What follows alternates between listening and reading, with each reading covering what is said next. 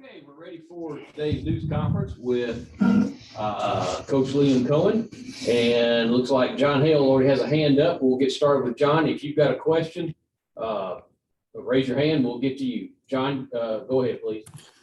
Liam, Isaiah Cummings was a guy that Mark and the previous offensive staff talked a lot about his potential last year. I'm curious, what have you seen from him? And then also, just how do you feel like the offense is suited to big jump ball kind of receivers like him and even Trayvon Morgan when he gets here in the summer? Yeah, I think Isaiah is similar to those other guys. He's still learning right now. For a big body guy, has some initial quickness, does some nice things at the line of scrimmage for a big guy, but, still just needs to continue to play faster on a day-to-day basis. And to me, we utilize big guys that can play, can catch the football anywhere. I mean, he can utilize those guys, but it's just a matter of him getting in his book, playing fast right now. There's a lot of thinking going on, but Isaiah's a great kid, and he'll figure this thing out. Nick Roush? Jagger Burton was really heralded for his athleticism. Even though he's an offensive lineman, you don't hear those two said in the same sentence that often. But has that translated over now that he's at an upper level? Yeah, it has. Really excited about Jagger. He's done some nice things. He definitely has athleticism. When he gets out on the perimeter, can run, can do some different things. He's definitely an athletic kid. He can really move in space, which is tough for offensive linemen. He's a little bit lighter than some of those guys right now, but Jagger's got some big time potential. Really excited about him moving forward. Lonnie? Yeah, Coach. You might know that one of your freshmen, Jordan Dingle, played in the state tournament. And I was wondering if you got any reports on what kind of things you look for in the tight end, what he might have shown on the basketball court. Yeah, apparently got MVP recently and did some really nice things. And it's really just that hybrid type kid in terms of guys that can, play out wide, come in the slot, come inside in the interior and do some different things. It's exciting to see some guys that we have in the program that we've, obviously have committed that are coming in town that can do multiple different things at the tight end position as much as they can do and can handle from a athleticism standpoint and from a mental standpoint. We'll do those things. And I think Dingle has some talent that we're excited about seeing here on campus soon. Adam? Hey, Liam. The offensive or guard position, it's not a spot we've really heard a lot about this spring. I assume that's probably a good thing. You got three really veterans there, Fortner, obviously, and then Horsey and Dotson played a lot last year. And then Burton, you just talked about, I'm assuming he's at guard too. Mm-hmm. How do you feel about that spot? And in this new scheme, how important is that position? Is that, you talked about athleticism. Are you going to ask them to move around and pull more maybe than they did in the past? Just, I guess, where do you stand there, and what are your expectations moving forward? Yeah, I think that's a position right now that has a little bit of competition. We're messing around with Fortner at some center, doing some different things with those guys rotationally, which will get some guys a bunch of reps and be able to play multiple different players at different positions. I definitely think we're going to run a little bit more, obviously, with some of the wide zone and then the pin, some getting those guys on the perimeter, some perimeter runs, which is a little bit different from what they've done in the past. But, I'm excited about those guys. I mean, it's a good group of competition that we'll have at those positions inside.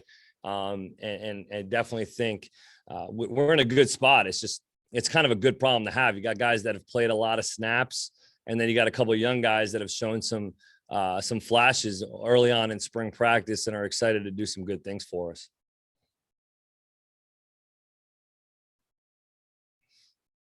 All right, Josh Moore. Hey, Liam, when you, I know kind of when they were looking at bringing in Wandale, maybe some other guys, you were kind of, they've talked about you sitting down and looking at film with them and kind of, showing what they would do. I mean, I'm curious, what has your role been early on here as far as just, recruiting high school players and other, has that been something you've been able to deal in much, or are you still, just because you're getting used to it, is that something you're kind of just easing into? Yeah. I mean, more so obviously overseeing some of the offers and commits and things like that, looking at some of those guys, but really trust the staff to be able to do those things. And Definitely involved with a lot of the offensive recruiting. I'll have an area coming up soon that, once this class kind of goes through, that I'll get going on. But, we've done a nice job recruiting. We got to continue to get skill players in here as much as possible. And I think once you prove you can throw the football a little bit better, you'll attract some of that talent and attract some of those guys to be able to come in and compete at those positions. And we need to get better at every position. That's just the end of the day. And that's through development, but that's also in recruiting as well. If I could follow up real quick, I know you've obviously got a lot of quarterbacks on the roster, but is there something like when you go out, if you're, you being the guy that's coaching those guys is, like basically your ideal guy, like, like the kind of guy you would target going out in recruiting? A point guard, somebody that can go out and deal and play the game, great hand-eye coordination, initial quickness, guy that can kind of change his arm slot and be able to throw the football when he is here, but also be able to, pass and be able to deal, no look, just be able to play the position. So I'm looking for a point guard who's a little bit taller than 6 feet. John Clay? Liam, these guys in learning a new offense, you've mentioned the book several times. How important is it for them to know the playbook backwards and forwards, but also the concepts behind those plays in the playbook? Yeah, I think it's huge. I mean, at the next level, you don't have your iPad on you, you're probably going to get fined. And that's the reality is, and we have guys that need to get in their book, and it's not good. And, it's just, you don't have enough time for an hour meeting and then go out on the field and expect to do it. They got to get in their books and get in the studying and get extra work. I mean, at the end of the day, that's, something that needs to get done when you're behind like we are in terms of getting an offense in. The defense has been running the same system for 5 years. So the expectations are high in terms of getting in, getting extra work in on their own, doing time, quizzing each other, getting in flashcards, anything they can do in order to try to learn and get an edge in terms of learning this offense needs to get done. And it's my job to communicate that to them right now. But we definitely need to get in our books and learn this install a little bit better than we did today.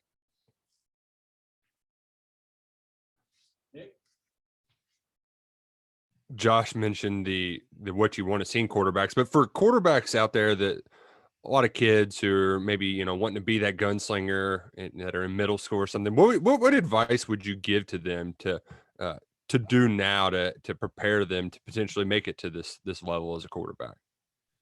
Man, it's tough. I'm so far removed from coaching, lesser than 16-year-old kids right now. And it's hard for me to wrap my head around people that are offering 8th graders and things like that. And I understand it's the game and it is recruiting. But just from a fundamental standpoint is just get out there and throw as much as you can. And my opinion, if you can't throw a hitch or a slant, I'll go play another position, brother. Go play another position. But at the end of the day, if you can throw and catch some of the intermediate routes and throws, and then you can get with a quarterback coach and start to work individually. But I mean, everybody wants to play quarterback, right? Everybody wants to play when they first start until you get hit in the teeth and you got to throw the ball and stand in there. So honestly, it's tough for me to give advice to an 8th grader right now. I'm a little bit more worried about, the struggles of, redshirt juniors.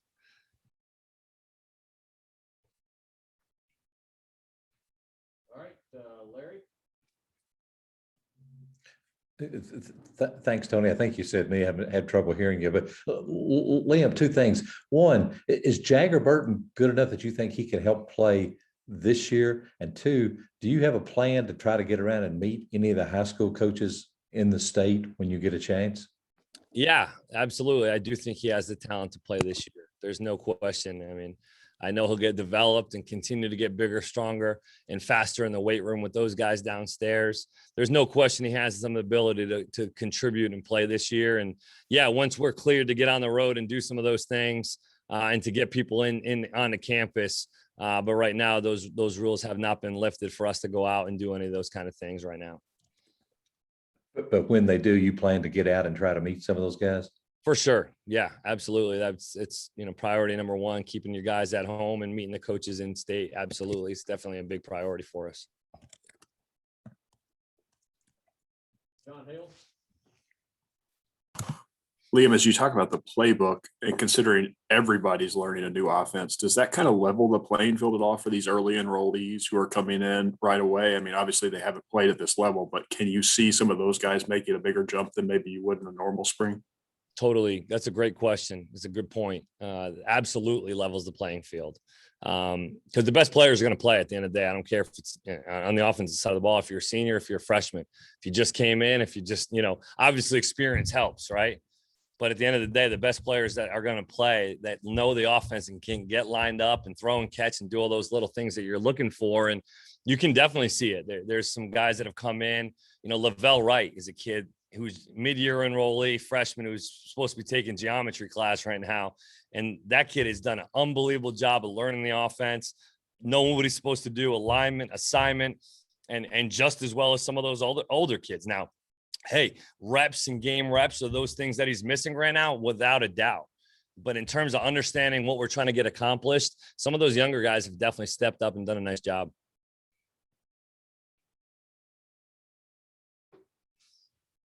Lonnie? Coach, prior to COVID-19, we had a lot more hands-on in terms of being able to perhaps see a couple practices, and also be in the atmosphere where a lot of interviews are being done. You can skip around from player to player and get a feel for what's going on. And I say that to say that I can't speak for everybody in the media, but I like to give grades at a certain point throughout a season, or practice, fall practice, spring practice. And at this particular point in time, from 1 to 5, what would you give your development in terms of where you are offensively with this football team? Or can you give me some idea about that? I'd say like a 3.5 right now. I think we're about a 3.5 if I had to grade us in terms of just the level of understanding. I think is getting there. Now it's just the execution. We have not installed over the last few days.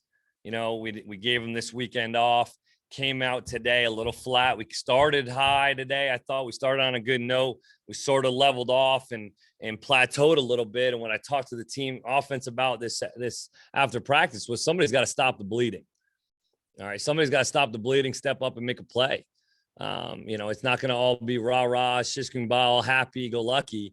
It's supposed to be hard. In practice, adversity is supposed to come up. So Saturdays are easy. And today we just didn't really have anybody step up and make a play. But overall, I'd say around a 3.5. And I'm happy with the guys are working. They're working. That's the one thing about this culture of this program. These kids work. When they go out on the football field, they put their head down and they go to work and they practice hard. Now it's just about, hey, let's get a couple new wrinkles in over the next few weeks of spring practice and go from there. But right now, I'd say we've picked it up fairly nicely. But, we need some guys to step up and make some more plays. Okay, we've got 3 more guys in the queue. We'll need to close down after that. John Long, Adam, and JD. We'll start with John Long. Liam, will you be coaching from the sidelines this year, or will you be up in the press box? And in your system, how important is a trusted pair of eyes in the press box for you? Very much so. That's a great question. I'm not sure yet, to be honest. I'm not sure yet. I'm going to probably try out both in this spring with our scrimmages coming up. I'll probably try one from the sideline, one from the box. It's big to have somebody upstairs, especially when you're down, to have some trust and be able to have the eyes up top. That's something we're still sorting out as a staff. I've done both. I've called it from up top and from the sideline. And I think a lot of it has to do with the leadership on the sideline and guys to be able to, see. I like to see guys in their eyes and look them in their eye when they come off the sideline, and also what the quarterback's going to be like. If I'm a little bit of a type A guy, if the quarterback has that kind of energy and wants to have that around him, I'll be on the sidelines. But if he wants to stay away from me on game day, which I can understand, I might be in the box. But I do believe in coaching the position, and especially on offense on Saturdays, like you're like a caddy in golf. You're really just trying to give them some tools and some keys to help them. And it's a next shot mentality. Next shot, next play the next play and move on. We're not trying to have craziness go on Saturdays. So sometimes me being in the box is a little bit of a better thing. Adam? Yeah, Liam, you mentioned playmakers. Mike Drennan was a pretty big recruiting win last class, first full spring, second year in the program. How is he progressing? Yeah, Mike's got to get in his book, man. He's just one of those things that he missed some time early on, and it's really hard to play catch up. It's really hard to play catch up when you're trying to get aligned. And it's really hard to just get aligned and then not know where you're going. But he definitely has flashes some athleticism. He's a smart kid. I think he'll figure it out. It's just a matter of getting him into a rhythm now that he's back in full swing of getting him into a rhythm of doing it consistently, day in and day out, every meeting, every workout, doing everything consistent all the time. But definitely excited about Mike moving forward. And we'll wrap up with Jeff Drummond. Yeah, Mike was one of the guys I was going to ask about too there. I'm curious about Magwood too. What have you seen from him early on? Chauncey's another kid similar to Lavelle that just eats it all up and is probably doing a really nice job of learning the book and getting in it. And really, he's just a great kid. You can see some of the former quarterback traits come out in his game in terms of just understanding some zones and voids, a little bit out of control at times just because he's not used to running a ton of routes. But he's got big, strong hands, and he's a natural leader. He's a natural kid that, just wants to do things the right way all the time.